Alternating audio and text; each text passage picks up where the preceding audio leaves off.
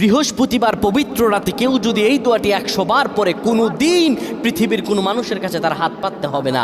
পৃথিবীর সব কিছু তার পায়ের নিচে আল্লাহ হাজির করে দিবেন। দারিদ্রতা থেকে মুক্তি দান করবেন, বিপদ আপদ থেকে মুক্তি দান করবেন, তার সম্মানকে সুউচ্চতা দান করবেন, অসুস্থতা থেকে দূরে রাখবেন। আল্লাহর অশেষ দয়া ও রহম তাকে দান করে দিবেন। সুবহানাল্লাহ। বৃহস্পতিবার রাত এটি গুরুত্বপূর্ণ রাত। এই রাত সপ্তাহে একদিন আসে।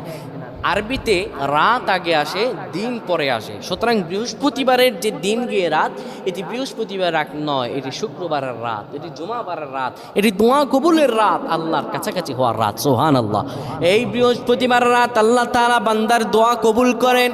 কেউ যদি বৃহস্পতিবার রাতে ঈশা নামাজের পরে পবিত্র হয়ে ইয়া হাইয়ু ইয়া হাইয়ু ইয়া হাইয়ু ইয়া রফিয়ু ইয়া রফিয়ু ইয়া রফিয়ু এই দোয়াগুলো পড়তে পারে 100 বার, আল্লাহ রাব্বুল আলামিন তার